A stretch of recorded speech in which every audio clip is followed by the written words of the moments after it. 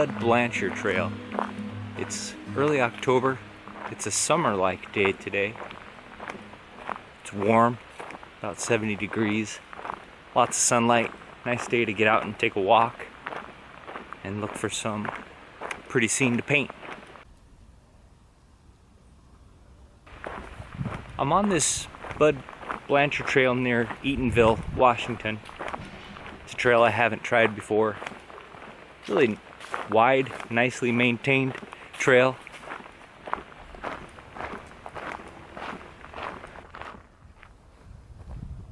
Finding just a few blackberries, even this late, early October. Finding a few big, ripe blackberries. They're so ripe they almost taste like blackberry pie.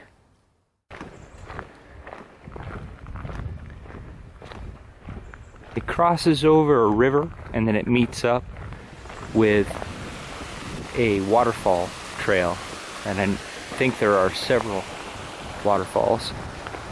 I'm hoping today I can find one and a nice place to stand, a nice place to paint.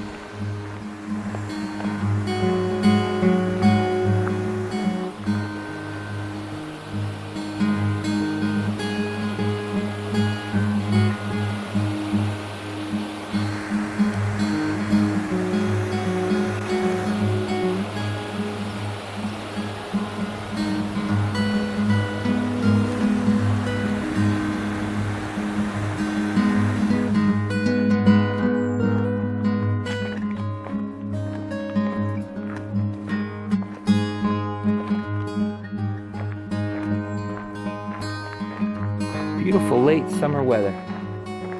We've had a lot of fog, we've had a little bit of wood fire smoke, we've had a little bit of rain, and now we have a couple of days of sun. So I'm out taking advantage of it. Beautiful to be out in the woods on a day like this. As always, thanks for joining me. If you like these videos, please like and subscribe.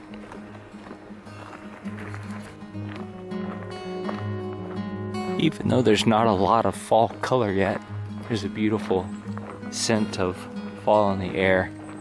Dry leaves and dusty pine.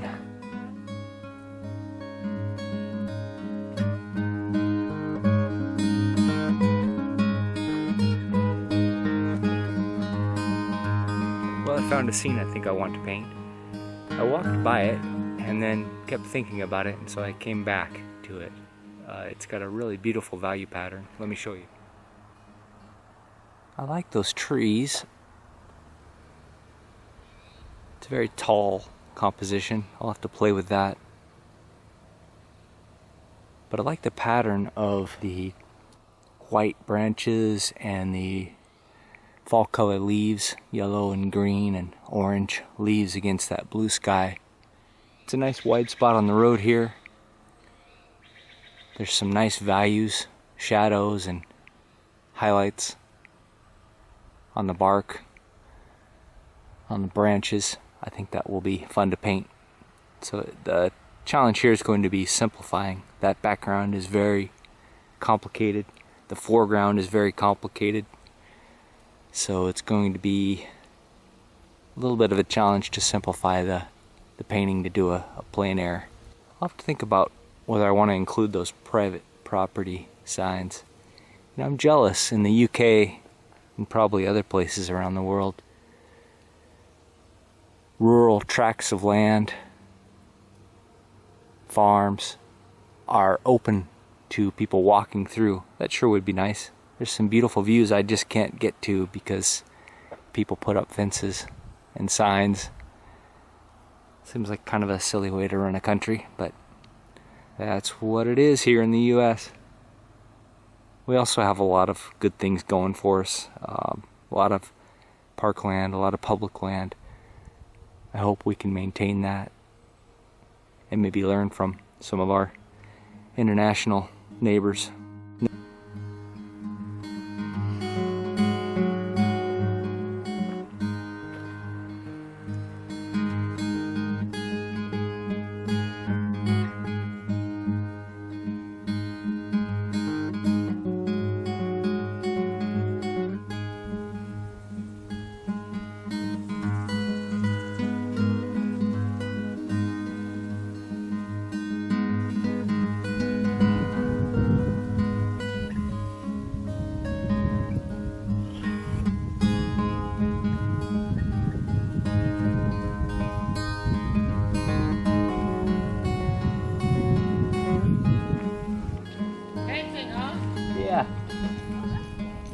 started. Just getting started? Yeah, just getting set up.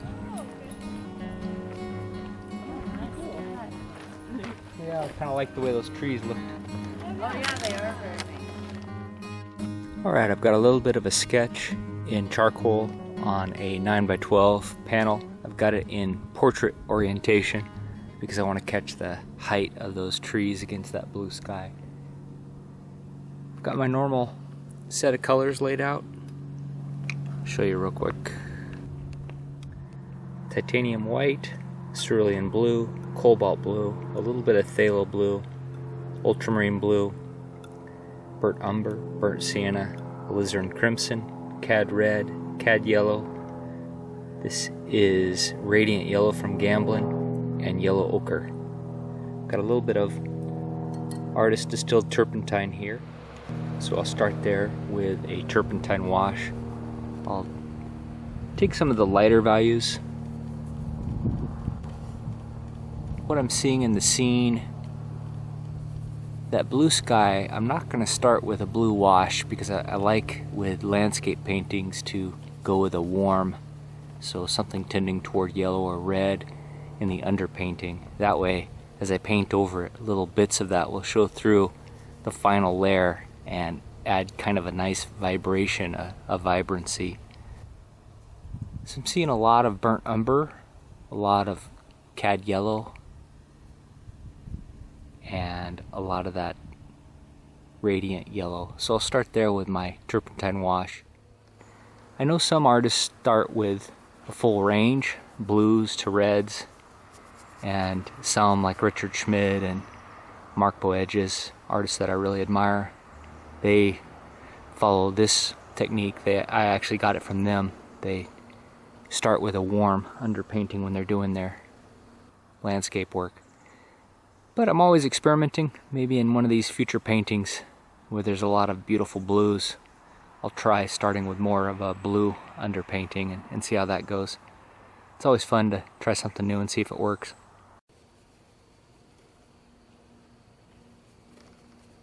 Once I have that roughly washed in, I'll go in with a little bit of turpentine on a brush and wipe away the lightest lights, like the trunk of the tree where it's not in shadow.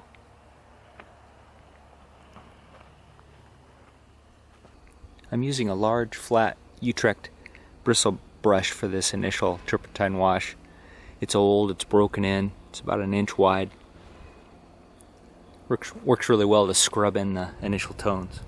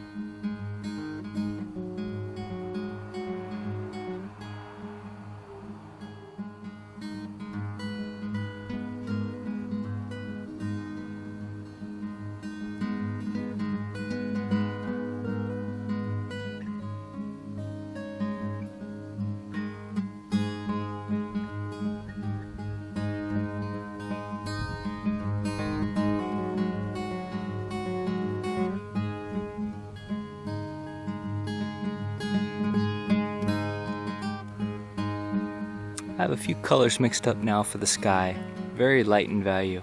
I want to put the sky in first so I can key the rest of the painting off the sky. The sky will be the lightest value in the painting except for maybe a few highlights on the trunks of the trees where the light is hitting kind of white, light colored, light tan bark. You can see the sun has swung around now and is on me. if it continues to be on me, if it causes me a problem judging the colors and values, then I'll back up into the shade a little bit.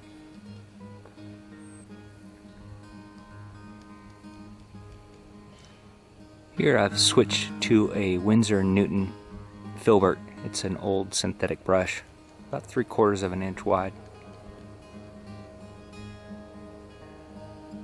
It's broken in, it's nice and soft, does a good job filling in the sky between those leaves, between the branches. It's hard to tell in the scene out there, but the sky does have a gradient of values across. As it goes toward the sun, the sky is getting lighter. As it gets further from the sun, it's getting darker and a little more red, a little more alizarin crimson. Also, as it gets closer to the horizon, it's getting lighter and a little more yellow because of the atmosphere between me and the horizon.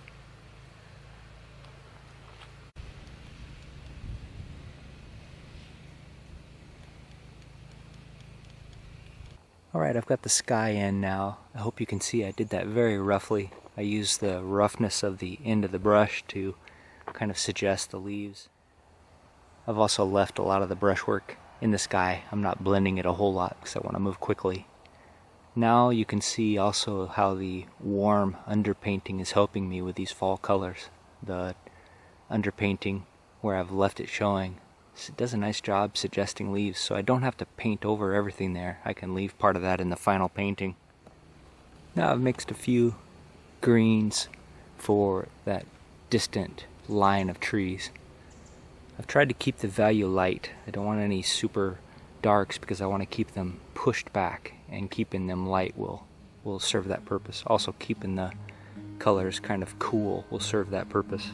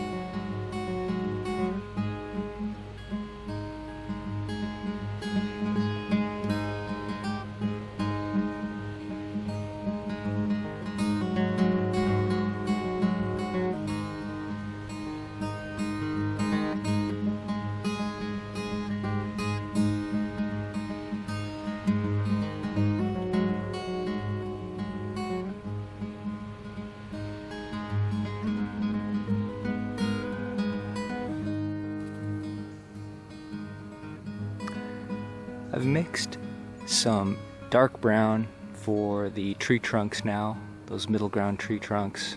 That's really the center of interest, so I've gone a little bit darker than I normally would have because I want them to really catch the viewer's interest.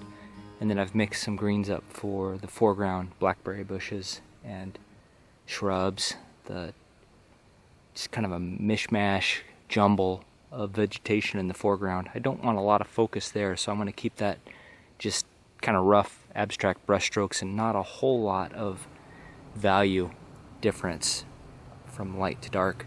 So I want the highest differences, the highest contrasts in those trees lit by the sun. And the sun is moving. It's got me in full sunlight now. I'm going to just keep going so I don't take up time moving.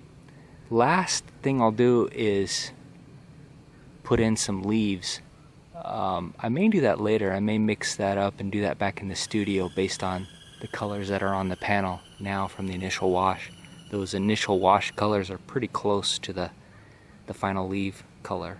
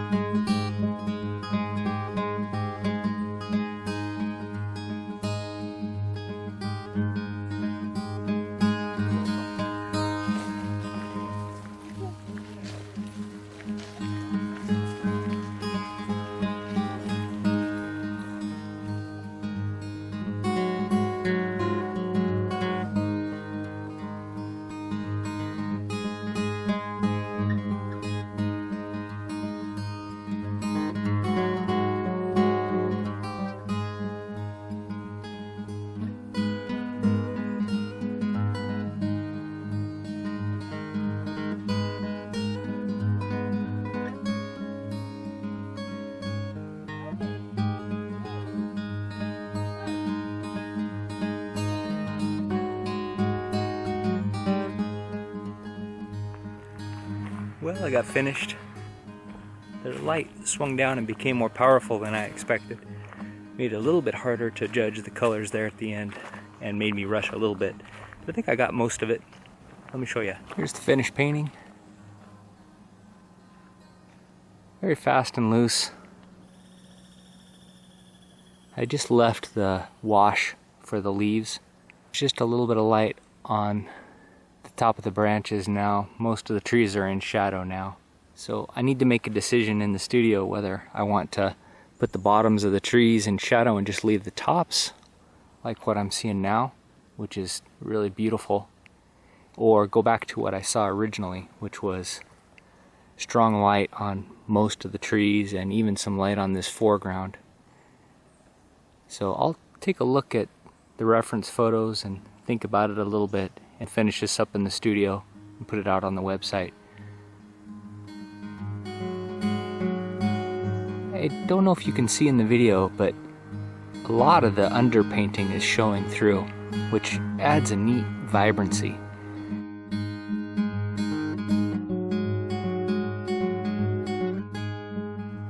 Anyway, thanks so much for joining me. Hope you enjoyed the afternoon. I sure did. Beautiful day here in the Pacific Northwest. Beautiful little location.